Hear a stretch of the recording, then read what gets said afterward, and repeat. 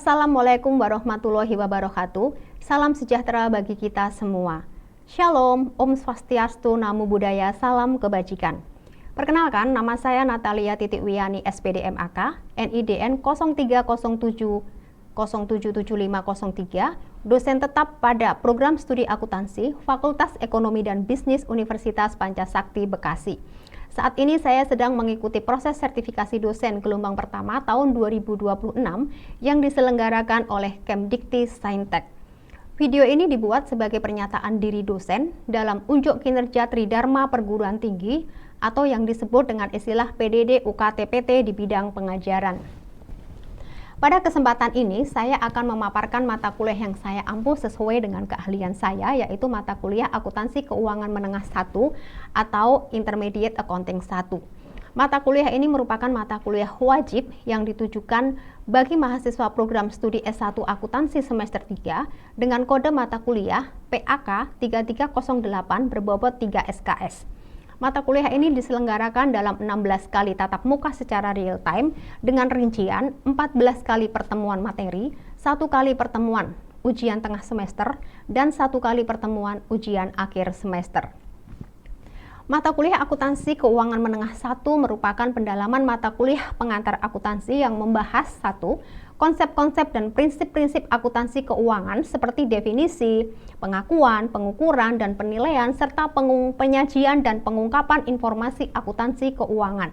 Dan 2. Aplikasi konsep-konsep tersebut terutama dalam penyusunan laporan posisi keuangan atau neraca dan laporan laba rugi komprehensif sesuai dengan standar akuntansi keuangan, serta pengakuan, pengukuran, dan penilaian, serta penyajian dan pengungkapan pos-pos yang terklasifikasi sebagai aset lancar, aset tetap, liabilitas lancar, dan liabilitas non-lancar. Adapun pokok pembahasan mata kuliah ini meliputi pelaporan keuangan dan standar akuntansi, kerangka dasar penyusunan laporan keuangan yang terdiri dari laporan laba rugi komprehensif, laporan posisi keuangan atau neraca, dan laporan arus kas, serta pos-pos yang terklasifikasi sebagai aset lancar dan aset tetap yang terdiri dari kas dan piutang, persediaan, properti, pabrik dan peralatan, penyusutan atau depresiasi, penurunan nilai, dan depresi, aktiva tidak berwujud atau intangible asset, liabilitas lancar, dan liabilitas non-lancar. Adapun capaian pembelajaran prodi telah tertuang dalam rencana pembelajaran semester atau RPS yang telah divalidasi oleh Ketua Program Studi. Adapun capaian pembelajaran mata kuliah yang diharapkan meliputi CPMK 1, mahasiswa mampu menguasai konsep akuntansi keuangan, konseptual framework, pengakuan, pengukuran, penyajian, dan pengungkapan sesuai standar akuntansi keuangan terkini. CPMK 2, mahasiswa mampu menguasai konsep dan praktek penyusunan laporan keuangan sesuai standar akuntansi keuangan terkini.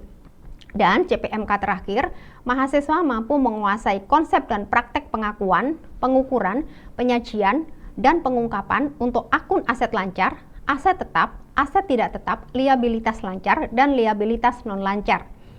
Dalam proses pembelajaran mata kuliah ini, saya menggunakan pendekatan DIA yang terdiri dari 3 komponen utama, yaitu delivery, interaction, dan assessment.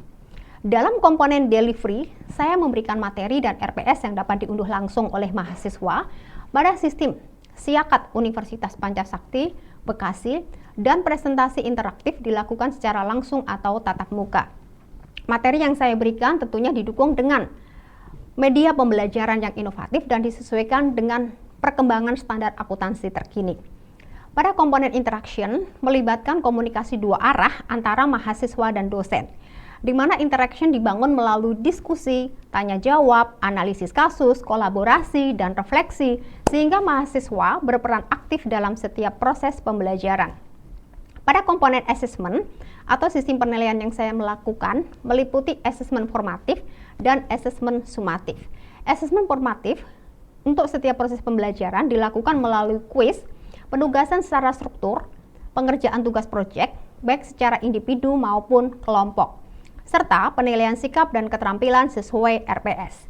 Sedangkan asesmen sumatif dilakukan melalui penilaian akhir berupa UTS dan UAS. Komponen penilaian akhir mata kuliah ini mencakup kehadiran 15%, tugas 20%, UTS 30%, dan UAS 35%. Model pembelajaran yang saya gunakan dalam mata kuliah ini adalah cooperative learning dan problem based learning dengan metode presentasi interaktif, analisis kasus, praktek, dan kolaborasi kelompok. Referensi yang saya gunakan dalam mata kuliah ini mengacu pada rencana pembelajaran semester atau RPS yang didukung dengan referensi utama dari Wegen Kiso, standar akuntansi keuangan atau SAK terkini, serta referensi karya ahli lainnya, serta artikel jurnal bereputasi yang memiliki nilai kebaruan agar mahasiswa mampu memiliki ilmu pengetahuan terkini sesuai dengan perkembangan zaman.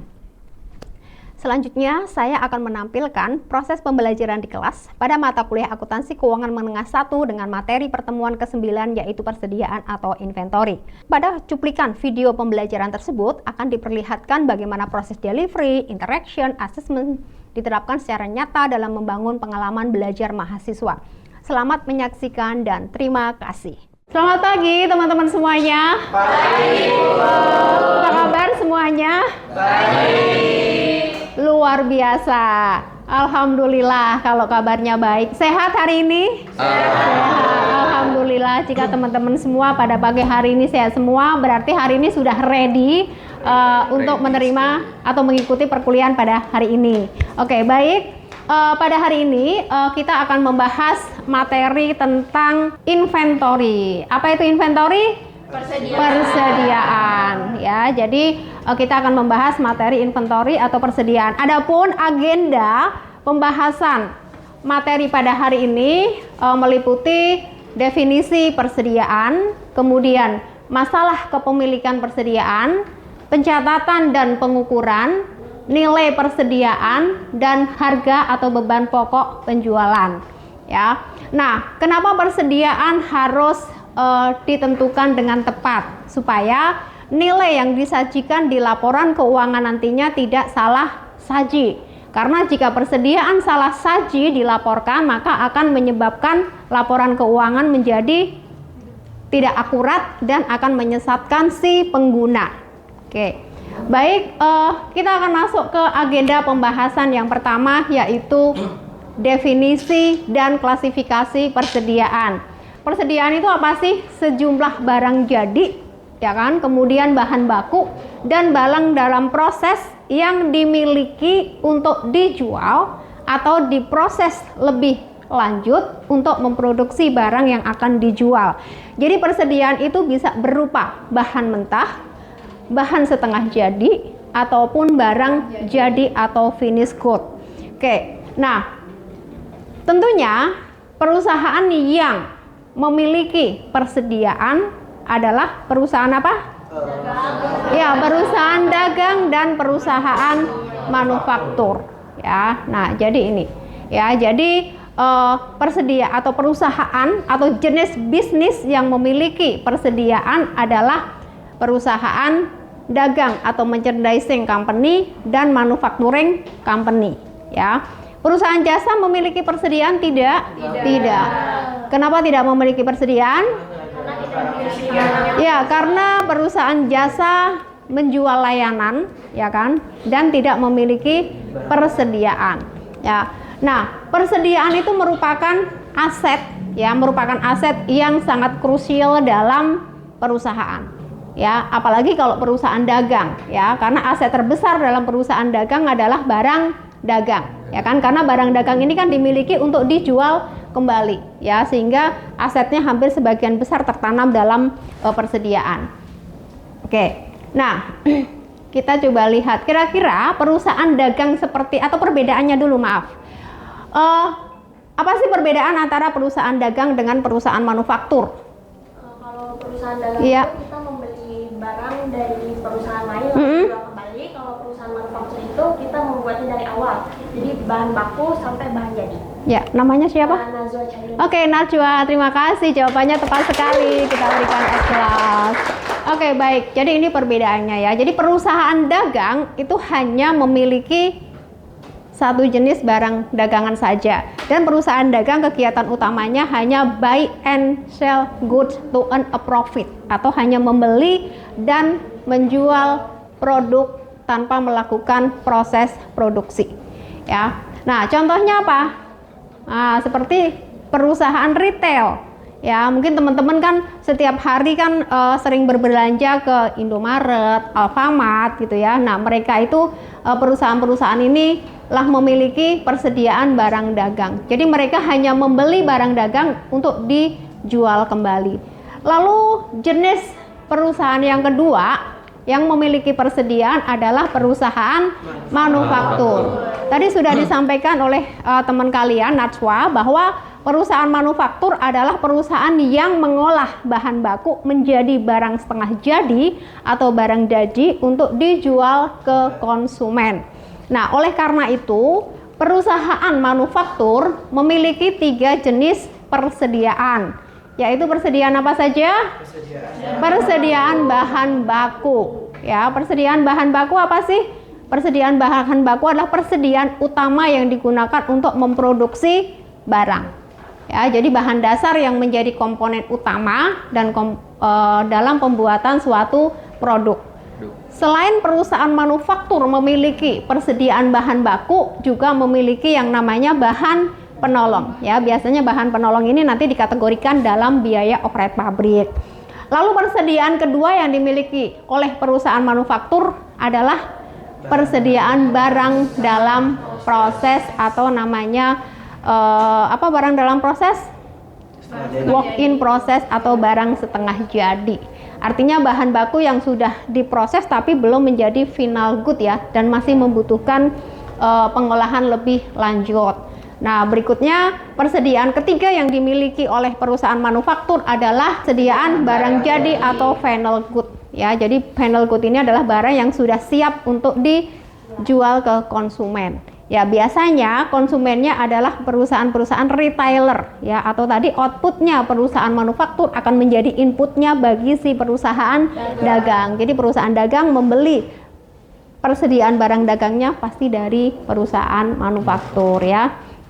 Pembahasan berikutnya berkaitan dengan masalah kepemilikan persediaan, di mana masalah kepemilikan ini nanti berhubungan atau terkait dengan syarat pengangkutan barang atau freight cost gitu ya, dimana syarat pengangkutan barang itu ada 2. Ayo, ada yang bisa memberikan penjelasan, Ramdan? Ya, MOB, ya betul, FOB shipping point dan FOB destination point. FOB kepanjangannya apa? Free on board. Ya, jadi free on board shipping point itu disebut juga dengan titik pengiriman. Kalau destination point adalah titik tujuan. Jadi kedua syarat freight ini akan menentukan kepemilikan barang. Artinya kepemilikan barang akan berpindah tangan dari si penjual ke pembeli itu kapan? Dalam artian kapan si penjual boleh mengakui penjualannya dan si pembeli boleh mencatat pembeliannya.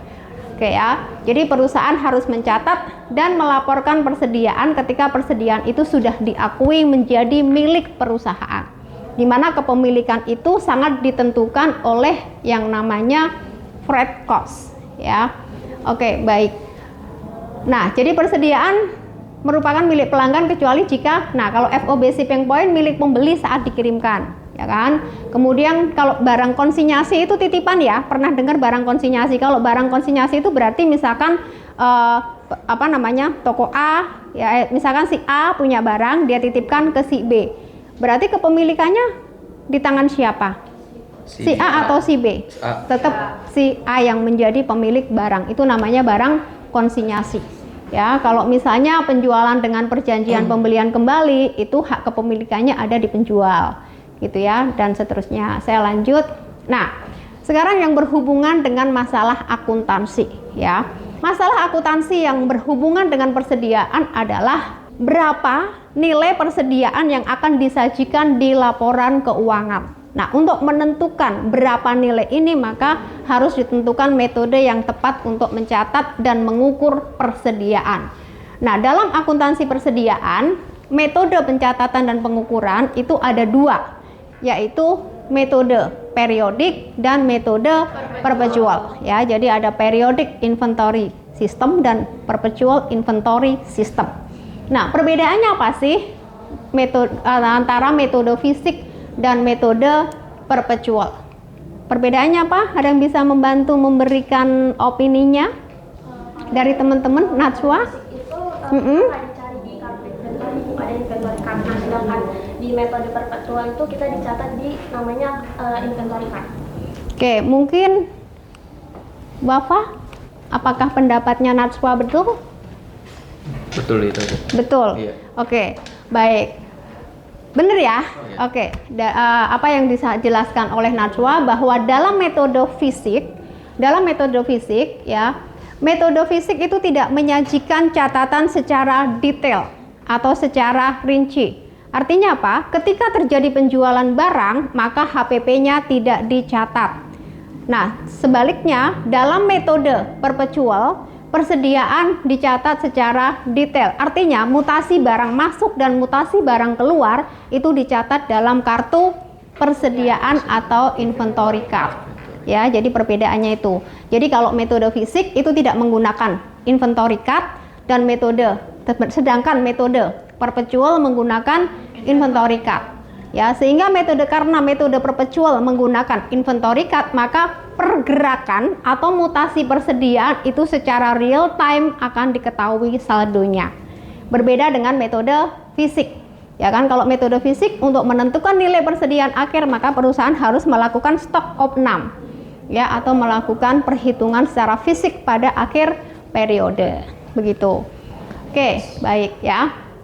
Nah, dalam prakteknya perusahaan boleh memilih salah satu metode, apakah menggunakan metode fisik atau metode perpetual ya. Nah, dalam metode fisik, metode pengelolaan persediaan di mana arus keluar masuknya barang tidak dicatat secara rinci, artinya persediaan tidak menyajikan catatan secara detail. Sementara di metode perpetual ya, arus masuk dan arus keluar persediaan dicatat secara rinci, dan anytime persediaan bisa diketahui setiap saat. Oke, jadi perusahaan boleh memilih dia. Oke, biasanya kalau yang fisik itu biasanya yang persediaannya cukup heterogen ya. Layanan gitu. Ya, banyak. Maksudnya barangnya banyak. Tapi kalau yang metode perpetual itu biasanya perusahaan yang menerapkan ini memiliki jenis persediaan yang tidak terlalu heterogen dan nilainya cukup tinggi. Berarti seperti itu. Kalau fisik itu biasanya retail atau Biasanya retail. Retail itu biasanya lebih banyak menggunakan metode fisik gitu ya. Makanya kan kayak perusahaan-perusahaan retail itu kan tiap akhir bulan selalu mengadakan perhitungan fisik. Ya kan, untuk menentukan berapa jumlah persediaan akhir yang masih ada di gudang. Gitu ya. Oke, saya lanjut. Nah, kita langsung masuk ke contoh ya, bagaimana ilustrasi pencatatan dan pengukuran untuk persediaan. Nah, mungkin teman-teman nih masih ingat nih ya, sekaligus kita akan mereview materi pengantar akuntansi gitu kan. Contoh misalkan, PT Mutiara Timur yang berlokasi di Makassar menjual secara tunai produknya yang memiliki BPP itu beban pokok penjualan atau disebut juga dengan HPP. Atau harga pokok penjualan atau istilahnya cost of goods sold ya. Jadi HPP-nya adalah 196 juta ya, seharga 222 juta kepada PT Delima yang berlokasi di Surabaya. Biaya pengiriman barang dagang tersebut dari Makassar ke Surabaya adalah 8 juta. Oke. Nah, bagaimana ilustrasi ini akan kita catat secara akuntansinya? Ya, berarti kita catat dulu jurnalnya seperti apa. Kalau kita gunakan metode periodik, mungkin teman-teman kita refresh kembali ke akuntansi perusahaan dagang ya, di pengantar akuntansi yang sudah dipelajari. Perbedaannya metode periodik dan metode perpetual terkait pencatatan penjualan dan pembelian. Jadi perbedaan secara pencatatan jurnalnya ya, kalau periodik untuk mencatat pembelian itu tetap menggunakan akun pembelian.